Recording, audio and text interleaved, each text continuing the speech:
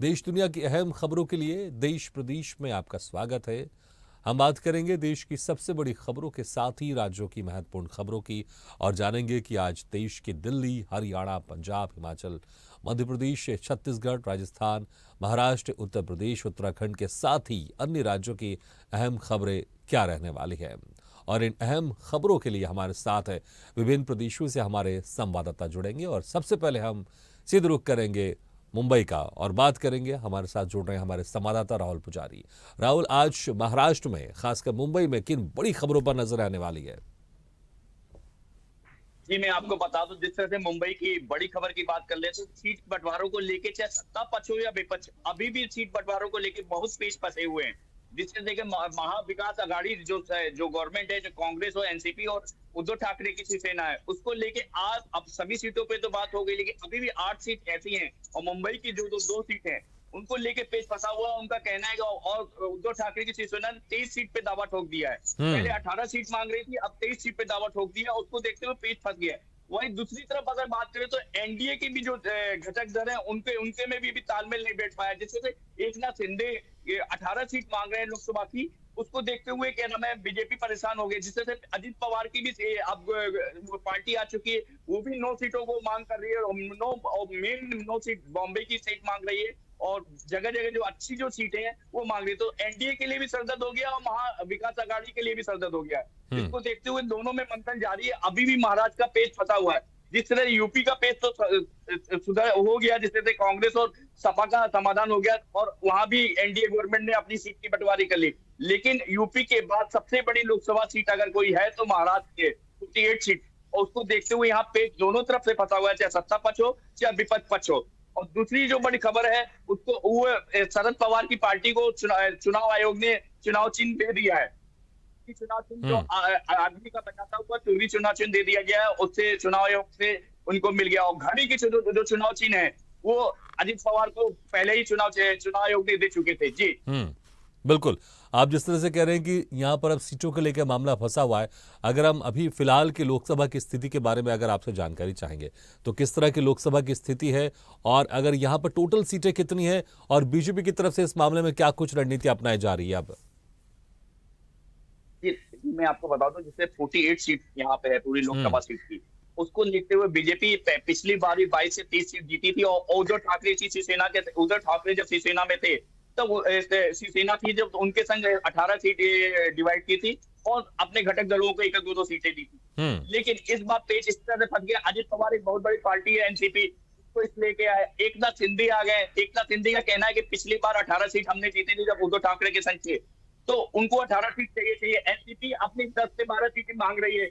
तो इसको देखते हुए बीजेपी के पास तो कम ही सीट बचेगी और बीजेपी के लिए सरदर्द हो गया। बीजेपी पिछली बार 22 से 23 सीट जीत के आई थी अपने गठबंधन के साथ और 18 सीट शिवसेना जीती थी। तो बीजेपी के लिए भी सरदर्द हो गया कि किस तरह से सीटों का बंटवारा करें। और यहाँ विपक्ष जो है, कांग्रेस दावा ठोक रही है 25 सीट के लिए और उद्धव ठाकरे की जो शिवसेना है वो 23 सीट के लिए दावा ठोक रही है। शरद पवार की जो एनसीपी है, जो कल चुनाव चिन्ह उनको मिला है, वो 9 से 10 सीटों की दावा ठोक रही है और उनके घटक दल हैं वो एक दो सीटों की दावा। तो पूरी तरह से रायता फैल चुका है लोकसभा सीट के लिए, यहाँ चुनाव के लिए। तो किस तरह एनडीए अपनी सीटों की बंटवारा कर पा रही है, ना विपक्ष पक्ष जो है, जो यहाँ महाअघाड़ी विकास है, वो भी नहीं कर पा रही है। तो इस तरह से आने वाले टाइम में देखा जाएगा। लेकिन चुनाव एकदम सर पे आ चुका है। अप्रैल में चुनाव होने वाले हैं। चुनाव आयोग कभी भी घोषित कर सकती है तारीखें। उसको देखते हुए यहाँ अभी भी सीट का बंटवारा नहीं हुआ। लोग कहते थे कि शायद कांग्रेस और विपक्षी दल अभी आपस में भिड़ रहे हैं, लेकिन यहाँ सत्ता पक्ष भी आपस में भिड़ रही है महाराष्ट्र में। जी ठीक है राहुल, आपको रुकना चाहेंगे और आपसे रुक करेंगे मध्य प्रदेश की राजधानी भोपाल का, जहां से हमारे साथ सहयोगी जोड़ रहे हैं अनिरुद्ध सोनवणे। अनिरुद्ध, आपको मेरी आवाज सुनाई दे रही है? जी हाँ जी अनिरुद्ध, क्या बड़ी खबर रहने वाली है आज मध्य प्रदेश में? देखिए, आज मध्य प्रदेश की राजनीतिक गतिविधियों के बात करें तो कांग्रेस और भारतीय जनता पार्टी दोनों ही पार्टियों के संगठन आगामी लोकसभा चुनाव की तैयारियों में लगे हैं। और जहां तक हम बात करें आज मुख्यमंत्री डॉक्टर मोहन यादव की, तो आज वे एक बड़े अहम कार्यक्रम में उज्जैन अपने गृह जिले पहुंचेंगे और वहां पे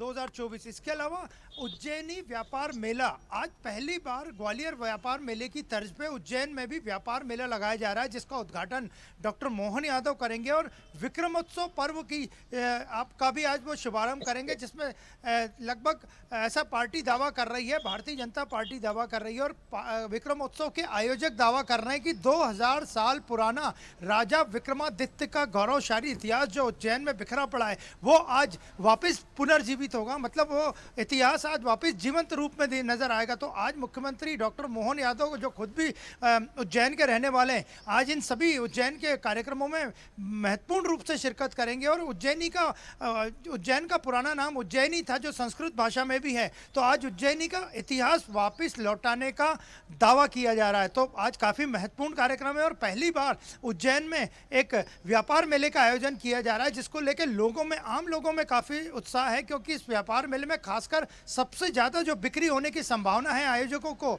जो बिजनेस टाइकून है उनको, वो है गाड़ियों की बिक्री की, क्योंकि इस व्यापार मेले में गाड़ियों के टैक्सेस में काफी छूट मिलेगी, जिस तरह की ग्वालियर व्यापार मेले में मिलती थी। तो आज मुख्यमंत्री का बड़ा अहम उज्जैन दौरा है और इसमें वे पूरी तरह से उज्जैनी के रंग में, यानी राजा विक्रमादित्य का जो इतिहास लौटाने का दावा किया जा रहा है उसके रंग में नजर आएंगे। इसके बाद वे नीमच पहुंचेंगे और नीमच में लगभग 700 करोड़ से ज्यादा के विकास कार्यों का लोकार्पण और शिलान्यास करेंगे। और देर शाम मध्य प्रदेश के मुख्यमंत्री डॉक्टर मोहन यादव राजस्थान के दौरे पे जाएंगे और रात भर वे राजस्थान में ही रहेंगे। वे अजमेर के पुष्कर पहुंचेंगे और पुष्कर में वो धार्मिक कार्यक्रमों में शामिल होने के साथ साथ कई सामाजिक गतिविधियों और भारतीय जनता पार्टी की गतिविधियों में भी शामिल रहेंगे। तो आज कुल मिला के देखा जाए तो मुख्यमंत्री डॉक्टर यादव का जो दौरा है वो काफ़ी महत्वपूर्ण दौरा है, वो उज्जैन का और पुष्कर का।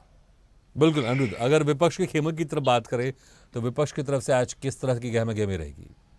देखिए, जहाँ तक आज कांग्रेस की बात करें तो कांग्रेस ने कल से एक अभियान चालू करा है जो कि लगातार 3 दिनों तक चलेगा और आज उसका दूसरा दिन है। और प्रदेश अध्यक्ष जीतू पटवारी और नेता प्रतिपक्ष उमंग सिंगार इस अभियान में जो भारत जोड़ो न्याय यात्रा राहुल गांधी की मध्य प्रदेश में प्रवेश करने वाली है, उसको लेकर तैयारियों को लेकर ये दौरा है। 3 दिवसीय दौरा है, इसका आज दूसरा दिन है। और आज बात करें हम जीतू पटवारी की, जो पीसीसी चीफ है मध्य प्रदेश यूनिट के, वे शाजापुर, सारंगपुर और ब्यावरा में कार्यकर्ताओं की बैठक लेंगे। जो राहुल गांधी की भारत जोड़ो न्याय यात्रा में पदाधिकारी बनाए गए, समितियां बनाई गई हैं, उनकी बैठक लेंगे कि किस तरह राहुल गांधी की यात्रा में कांग्रेस के पार्टी वर्कर्स को जुटना है। इसके अलावा वे संगठन की बैठक भी लगातार ले रहे हैं। तो आज जीतू पटवारी इन 3 शहरों की महत्वपूर्ण जिलों की दौरे पे रहेंगे और राहुल की भारत जोड़ो न्याय यात्रा की तैयारियों की समीक्षा भी करेंगे।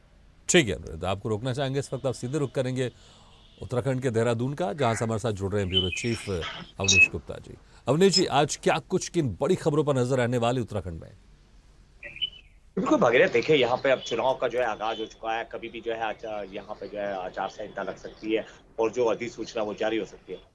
उसको लेके जिस तरीके से यहाँ पे कांग्रेस की अगर बात करें, पहले इंडिया गठबंधन पूरे देश में जिस तरीके से चर्चा हो रही थी, प्रयास लगाए जा रहे थे कि यहाँ पे जो है उत्तराखंड के अंदर भी जो है कहीं ना कहीं गठबंधन जो है यहाँ पे देखने को मिल सकता है। परंतु जो यहाँ की जो क्षेत्रीय पार्टियां, उन्होंने साफ तौर पे जो है अकेले चुनाव लड़ने के लिए यहाँ पे जो है ऐलान कर दिया है। उनका कहना था कि हम जो है अपने बलबूते पे करेंगे। तो इसको लेके देखते हुए यहाँ पे जो कांग्रेस है वो अकेले यहाँ पे जो है चुनाव लड़ने के उस पे कगार पे आ गई है। और वही दूसरी ओर वहां पर जिस तरीके से अभी इन्होंने स्क्रीनिंग कमेटी के लिए अपनी यहाँ पर 40 नामों की घोषणा की है, वो यहाँ पे भेज दिए गए हैं दिल्ली दरबार में। उसको देख के लगता है, क्योंकि यहाँ पे अंतरकलह सामने कई बार आ चुकी है कांग्रेस की, क्योंकि एक ही सीट पे कई दावेदार जो है यहाँ पे तैयार हो गए हैं और मानने को बिल्कुल भी तैयार नहीं है। हालांकि कांग्रेस बार बार कह रही है कि ये जो है अंदरूनी मामला होता है और कहीं ना कहीं जो है यहाँ पे जो है बना लिया जाएगा वो जो जिस तरीके से यहाँ पे जो प्रत्याशी है वो तमाम बातों को लेके। और वही दूसरी ओर जो है बीजेपी ने भी आज जो है खबर कस ली है, 26 तारीख को पार्लियामेंट की जो बैठक है वो यहाँ पे होने जा रही है और उसमें जो है चुनाव के प्रत्याशियों का जो है कहीं ना कहीं मंथन किया जाएगा, किसको मैदान में उतारा जाए, क्या उसकी यहाँ पे वोटर की अहमियत रहेगी, ये तमाम चीजों को लेके अब यहाँ पे बैठ चुका है। और वही पिछले दिनों कल की बात करें, कल इनकी जो राष्ट्रीय महिला कांग्रेस की जो अध्यक्ष है अलका, जिस तरह से उन्होंने महिला सम्मेलन में यहाँ पे जो है सरकार को घेरा है, उनका सबसे बड़ा जो मुद्दा था अंकिता को न्याय दिलाने की बात थी। वहीं इन्होंने भाजपा पे आरोप लगाया कि जो आज की जो नारी की जो बात करते हैं, नारी सम्मान की जो बात करते हैं, आज नारी जो है वो सड़कों पर अपने रोजगार के लिए है। हालांकि इसका खंडन करते हुए जो कैबिनेट मंत्री रेखा आर्य है, उन्होंने कहा है कि हम्म। कांग्रेस आरोप लगाने से पहले अपने गिरे बाहर में जाए। तो इस तरीके से भागीरथ यहाँ पे आरोप प्रत्यारोप का दौर शुरू हो चुका है। जी बिल्कुल अवनीश, उत्तराखंड देवनगरी है, कोई धार्मिक बड़ी खबर?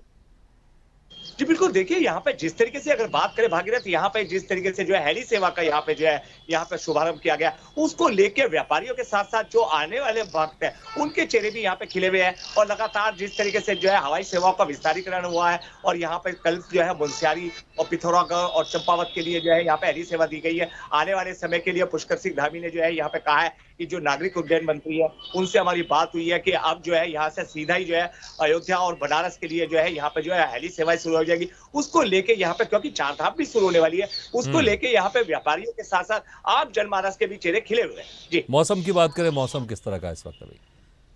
देखिए भागीरथ, यहाँ पे पिछले दिनों से जिस तरीके से यहाँ पे पहाड़ी क्षेत्रों में खास करके जो है चकोटा की बात करें जो देहरादून जिले में ही आता है, वहाँ जो है अभी 1-2 दिन पहले जो है बर्फबारी हुई है, 2-2 फीट जो है यहाँ पे बर्फ पड़ी है। उसका असर सीधे यहाँ पे जो है यहाँ पे तराई क्षेत्र जिससे देहरादून है, यहाँ पे राजधानी में देखने को मिला। शीतलहर का जो है प्रकोप पूरी तरीके से है और ठंड अभी जो है जाने का नाम ले रही है। हालांकि चटक धूप खिली हुई है, परंतु जिस तरीके से क्योंकि धूप खिलने के बाद जो बर्फ पिघलती है उसका असर सीधा सीधा जो है यहाँ पे आम जनमानस पर पड़ता है। जी ठीक है अवनीश जी, आपको रोकना चाहेंगे, अब सीधे रुक करेंगे हम उत्तर प्रदेश की राजधानी लखनऊ का, वहां से हमारे साथ जुड़ रहे हमारे सहयोगी। लखनऊ की अगर बात कर लें राशिद, तो लखनऊ में क्या कुछ आज किन बड़ी खबरों पर नजर रहने वाली है? उत्तर प्रदेश में क्या कुछ गहमा गहमा अगर बात कर लें सपा और कांग्रेस के बीच में जिस तरह से सीट शेयरिंग को लेकर चीजें फाइनल हो गई है, तो आज राजनीतिक क्या बड़ी खबर रहने वाली है? जी, अगर उत्तर प्रदेश की बात करें तो उत्तर प्रदेश में लगातार मुख्यमंत्री योगी आदित्यनाथ दौरा कर रहे हैं, जिसमें कि आज उनका दौरा संत रविदास मंदिर का है जो वाराणसी में है। और वाराणसी धार्मिक और पर्यटक स्थल भी है, उसको देखते हुए मुख्यमंत्री योगी आदित्यनाथ लगातार दौरा कर रहे हैं। और दूसरी बात, अगर भारतीय जनता पार्टी की बात करें तो भारतीय जनता पार्टी भी लगातार क्षेत्रों में काम कर रही है। और सपा कांग्रेस, ये दोनों की अगर गठबंधन की बात करें तो समाजवादी पार्टी और कांग्रेस जो सीट शेयरिंग की बात थी वो मान ली गई है। और दूसरी बात यह है कि जो उत्तर प्रदेश के कांग्रेस के प्रदेश अध्यक्ष हैं अजय राय, वो लगातार अखिलेश यादव के टच में रह रहे हैं। और अखिलेश यादव तो भारत जोड़ो न्याय यात्रा राहुल गांधी का न्योता था, वो लेकर अजय राय पहुंचे हुए थे अखिलेश यादव के पास। अखिलेश यादव ने कबूल कर लिया है और अखिलेश यादव का कहना है कि भारत जोड़ो न्याय यात्रा जो राहुल गांधी का है उसमें हम मौजूद रहेंगे, रैली करेंगे, उनके साथ संबोधन करेंगे। और दूसरी सबसे बड़ी बात यह है कि जो अखिलेश यादव है और जिस तरह से कांग्रेस पार्टी लगातार बैठक कर रही है और सीट शेयरिंग को भी लेकर बैठक कर रही है, चुनाव जो लोकसभा चुनाव उसे लड़ने के लिए पूरी तैयारी कर रही है। और दूसरी तरफ जो अन्य पार्टियां हैं जैसे लोकदल हो गया, राष्ट्रीय लोकदल हो गया, राष्ट्रीय लोकदल भारतीय जनता पार्टी में शामिल हो गई है, लोकदल है। तो ये सब जो पार्टियां हैं ये समझ में नहीं आ रहा इन पार्टियों को कि किस तरह से चुनाव लड़े। जो कि लोकदल भी चुनाव लड़ने की बात कह रही है लोकसभा चुनाव को। और दूसरी बड़ी बात यह है कि जो मुख्यमंत्री पूर्व मुख्यमंत्री बहुजन समाज पार्टी से आती थी मायावती, उनके सीटों के बारे में और न तो गठबंधन के बारे में अभी कोई चर्चा ही नहीं है, क्योंकि अभी तक किसी भी तरह का कोई भी प्रत्याशी घोषित नहीं हुआ है। और लगातार जिस तरह से बहुजन समाज पार्टी की बात करें तो बहुजन समाज पार्टी किसी भी तरह का कोई प्रक्रिया नहीं अभी आई है। अगर नरेंद्र मोदी के दौरे की बात करें, वाराणसी पहुंचे हैं, रात को रोड शो भी किया, किस तरह का रहा? जी, अगर प्रधानमंत्री नरेंद्र मोदी की बात करें, वाराणसी में उन्होंने काशी विश्वनाथ का दर्शन भी किया और मुख्यमंत्री योगी आदित्यनाथ भी वाराणसी पहुंचे हुए थे। प्रधानमंत्री को रिसीव किया, प्रधानमंत्री से मुलाकात भी किए, एयरपोर्ट गए थे मुख्यमंत्री योगी आदित्यनाथ प्रधानमंत्री को लेने के लिए।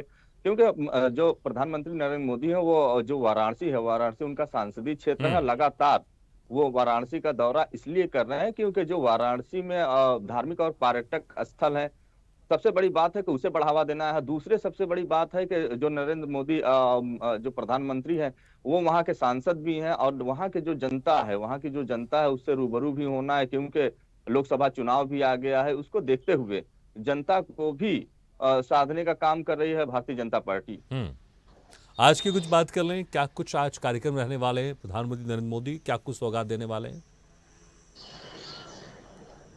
जी, जिस तरह से अगर हम बात करें तो उत्तर प्रदेश में वाराणसी में खास तौर से अगर बात करें तो जो धार्मिक स्थल हैं, जैसे कि काशी, मथुरा और प्रयागराज, विंध्याचल, मिर्जापुर और अयोध्या, ये लगातार, क्योंकि अयोध्या में जिस तरह से 22 जनवरी को प्राण प्रतिष्ठा हुआ, उसको देखते हुए जो यहाँ की जनता है वो भारतीय जनता पार्टी से लगाव ज्यादा से ज्यादा रखने लगी है, क्योंकि मुख्यमंत्री योगी आदित्यनाथ ने जो दावा किया था, जो प्रधानमंत्री नरेंद्र मोदी ने दावा किया था, उसे पूरा किया। जो धार्मिक स्थलें हैं वहां पे निवेश करने की बात हो रही है, वहां पे लगातार पर्यटक स्थल बनाए जा रहे हैं, जो श्रद्धालु हैं उनको आने और रहने का भी व्यवस्था की जा रही है।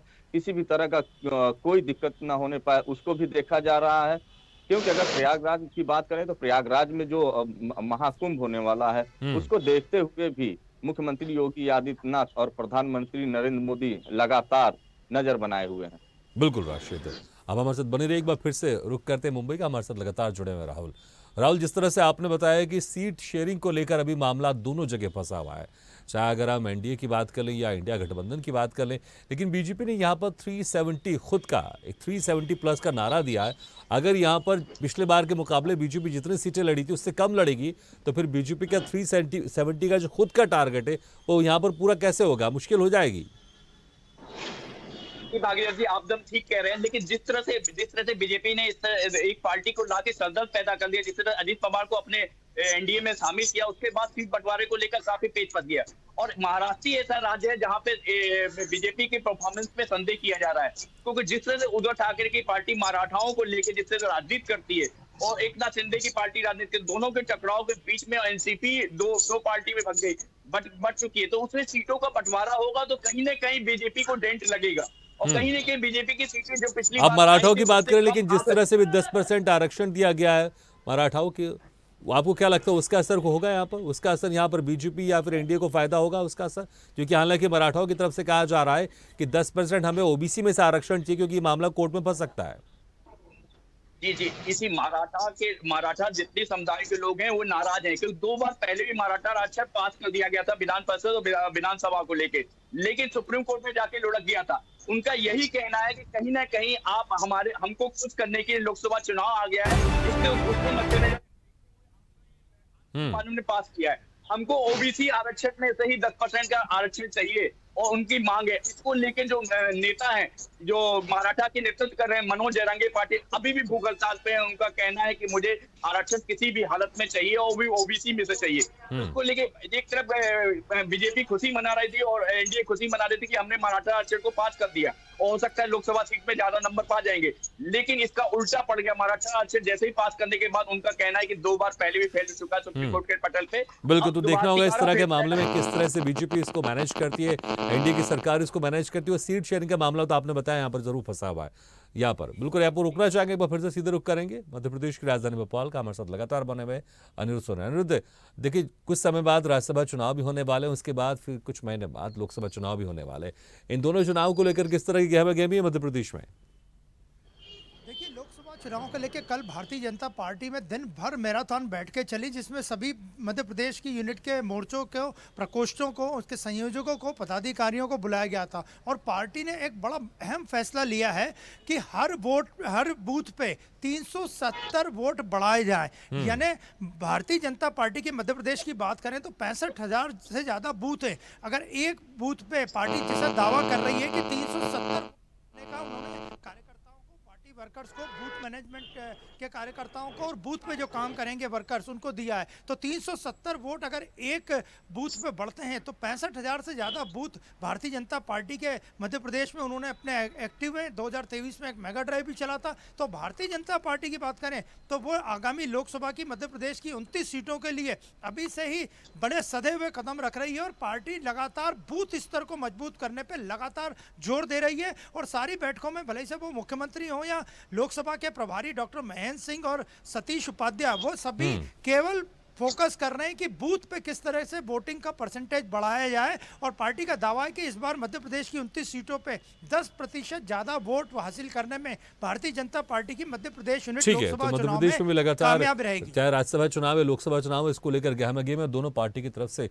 यहाँ पर तैयारियां की जा रही हैं। फिर से एक बार रुख करेंगे उत्तराखंड का, हमारे साथ लगातार बने हुए हैं अवनीश गुप्ता। अवनीश जी, अगर जिस तरह से देखिए हल्द्वानी में जो हंगामा हुआ था, इसमें क्या कुछ अपडेट है? क्योंकि पुलिस की तरफ से कई आरोपियों को पकड़ने की कोशिश की जा रही है, कुछ वहां से फरार भी, इसमें क्या कुछ अपडेट खबर है?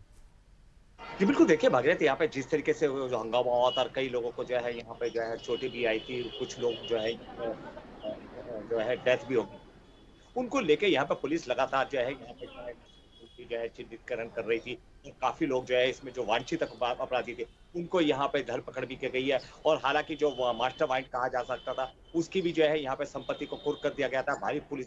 अभी भी लॉ एंड ऑर्डर की बात करें, जो पुलिस महकमा है उनका कहना है कि जो अपराधी है उनको क्योंकि ये बख्शा नहीं जाएगा और ये सोची साजिश के तहत किया गया। और इस तरह की जो वारदात है इसके जो है लोगों के आगे एक संदेश जाना चाहिए। जो पुलिस है वो मुस्तैदी से यहाँ पे काम करती है और अपराधी जो किसी भी श्रेणी का हो, किसी भी उसका जात बिरादरी का हो, उसको यहाँ पे कहीं बख्शा नहीं जाएगा। तो उसको लेके यहाँ पे लगातार जो है यहाँ बिल्कुल, तो इस मामले में लगातार पुलिस प्रशासन और सरकार सख्त है। देखना होगा कि जो अपराधी फरार है कब तक उनको पकड़ पाती है। आप सभी सहयोगियों का बहुत बहुत शुक्रिया इस तमाम जानकारी के लिए। ऐसी ही खबरों के लिए हमें लाइक करें, शेयर करें, फॉलो करें और YouTube पर सब्सक्राइब करें और बेल आइकन दबाना ना भूलें। साथ ही ताजा अपडेट्स के लिए हमारी वेबसाइट swdeshlive.com पर जरूर जाएं।